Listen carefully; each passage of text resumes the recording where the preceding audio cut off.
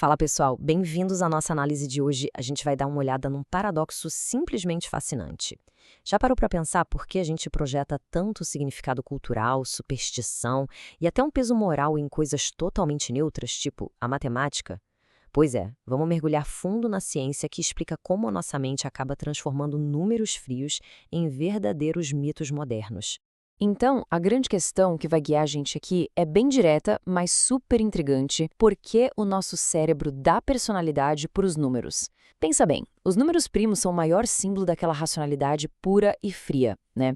Eles literalmente não têm sentimentos.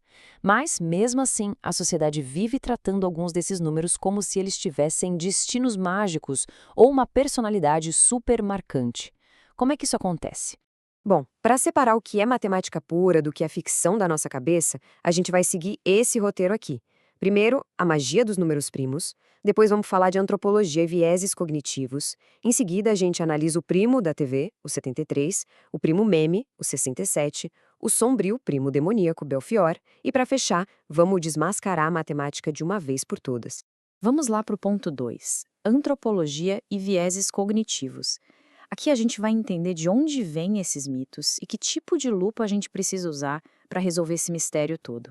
Para entender de verdade essa história, a gente precisa juntar duas áreas bem diferentes. De um lado, a antropologia. Ela mostra como as nossas culturas criam e passam para frente esses significados simbólicos. Basicamente, ela dá a narrativa, a historinha. Do outro lado entra a psicologia, explicando que o nosso cérebro é literalmente programado para ver padrões onde não existe absolutamente nada, e é isso que faz a narrativa parecer tão real. É o combo perfeito para criar uma ilusão de ótica mental. E isso nos leva ao ponto 3: o primo da TV, o super famoso 73. Com aquelas duas ferramentas que eu acabei de citar na mão, o nosso primeiro estudo de caso mergulha direto na cultura pop. Olha só, quem acompanha séries de TV provavelmente já bateu o olho e reconheceu. O 73 foi declarado o melhor número de todos numa sitcom que foi um sucesso absurdo. Mas, se a gente tirar toda essa paixão de fã e a magia da TV, o que sobra é um contraste gigantesco entre a matemática real e aquele prestígio cultural que foi colocado nele de forma totalmente artificial. Vamos aos fatos nus e crus. O 73 é o 21º número primo. O reverso dele, 37, é o 12º primo.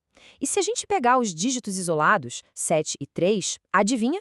Também são primos. A questão-chave aqui é que essas propriedades são matematicamente corretas, sem dúvida nenhuma. Só que elas são apenas descrições casuais, sabe? Não provam de jeito nenhum que o 73 é superior aos outros. A matemática simplesmente não trabalha com ranking de melhores. E é bem aí que a antropologia entra em cena. Esse número acaba virando quase um distintivo, um símbolo de identidade intelectual para quem é fã. A comunidade pega emprestada a autoridade daquela série de TV, ou melhor, daquele personagem genial, e usa o número como um jeito de sinalizar inteligência para os outros. É como um aperto de mão secreto. Mas, peraí, o que faz tudo isso parecer uma revelação cósmica incrível e não só uma curiosidade banal? A resposta é uma palavrinha chamada apofenia. Esse é o viés cognitivo culpado da vez. A apofenia pega um conjunto de coincidências que foram escolhidas a dedo, tipo essa brincadeira de reverter os dígitos, e faz parecer que há uma constelação desenhada pelo destino. O nosso cérebro não resiste a uma boa história com começo, meio e fim. Avançando para o ponto 4, o primo meme, o número 67. Esse aqui é um fenômeno clássico da internet e é perfeito para mostrar como a coisa toda ganha uma velocidade absurda no mundo digital. Então, esse é o 67, a grande estrela do que o pessoal chama de meme 67. No começo, é uma coisa totalmente vazia, sem sentido nenhum. É só uma piada meio ambígua que o pessoal fica repetindo nas redes. Mas, de repente, ela ganha uma camada bizarra de profundidade quando as pessoas começam a fuçar e encontram uns rótulos matemáticos escondidos nele. Dá uma olhada na matemática do 67 e fica claro como se constrói um mistério. Ele é classificado como um superprimo, porque é o 19º primo, e 19 também é um número primo. Aí ele faz parte de um trio de primos sensuais com o 61 e o 73, que é um nome engraçadinho que os matemáticos dão para primos separados por 6 unidades. Ele até aparece em umas sequências famosas de geometria. Nossa, parece super profundo, né? Mas a verdade pura e dura é que esses são só rótulos de classificação que os matemáticos criaram para se divertir. Então, por que diabos o 67 parece tão mágico e predestinado para quem tá só rolando o feed? A culpa é da heurística da disponibilidade. Pensa comigo, os algoritmos jogam esse meme na sua tela o tempo todo.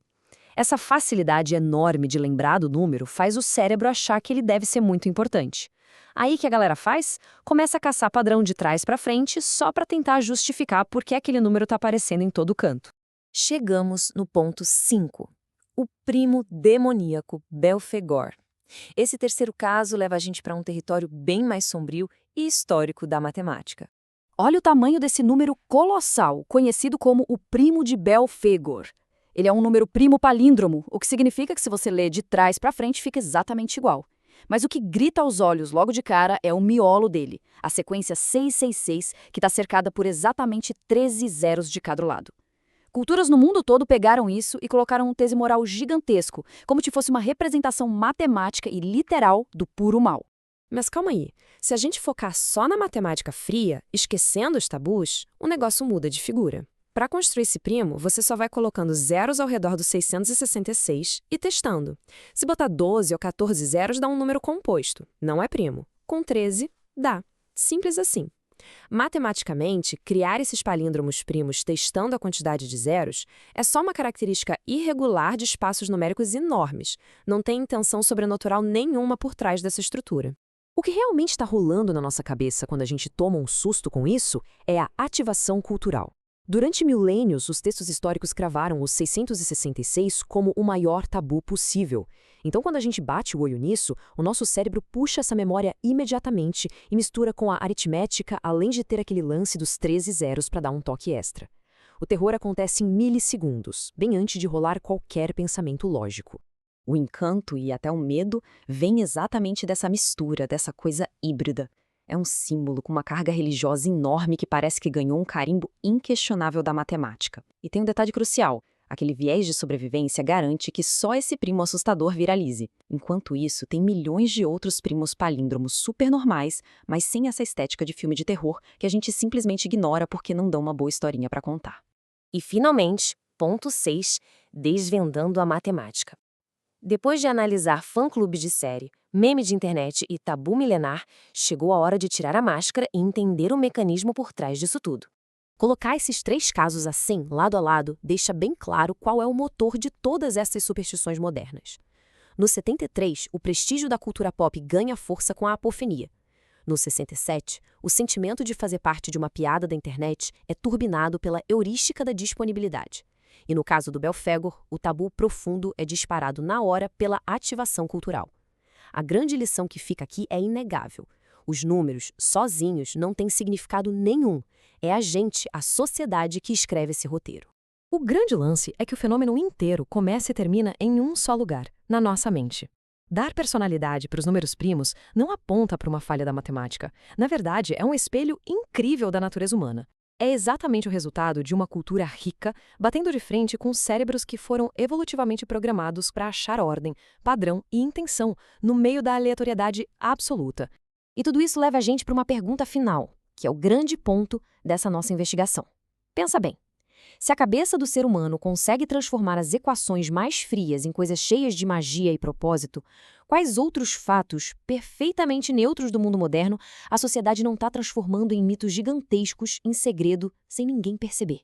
Fica aí esse excelente mistério para a gente refletir. Valeu demais para acompanhar nossa análise.